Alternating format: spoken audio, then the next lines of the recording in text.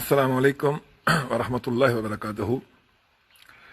मैं इटली के शहर लागोदीजियो जो कि ब्रेशिया से 22 किलोमीटर के फासले पर है और मिलान से तकरीबन 82 किलोमीटर, वहाँ से डायरेक्ट मुखातिब हूँ अपने पाकिस्तानी भाइयों के लिए जो कि पाकिस्तान में रह रहे हैं। मेरे भाई बहनें, भांजे, भतीजे, रिश्तेदार, बरादरी शरीके वाले, दोस्त, दुश्मन, सब जो भी हैं।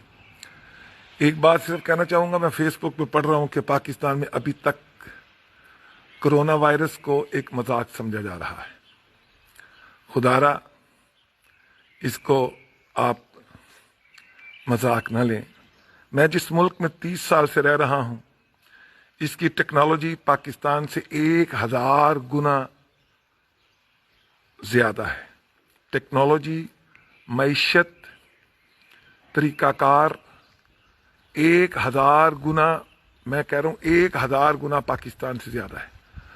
और अगर इन्होंने सरनगू कर दिया है, अपने सरों को कोरोना वायरस के आगे हथियार फेंक दिए हैं, तो प्लीज पाकिस्तान में रहने वालों, कराची, लाहौर, सियालकोट, पेशावर, पिंडी, मुल्तान, जहां जहां भी मेरे को दोस्त हैं जो अभी ये वीडियो देख रहे हैं या बाद में देखेंगे, खुदारा इसको मजाक ना समझिएगा।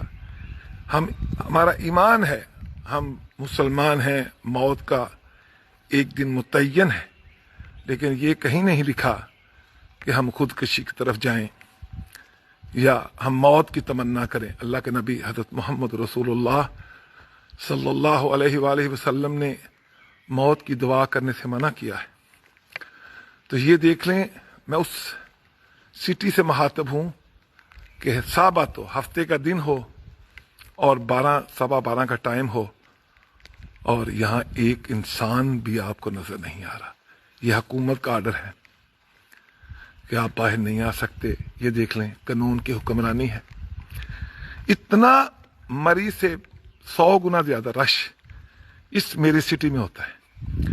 मैं 28 ईयर से इस सिटी में मुकीम हूँ।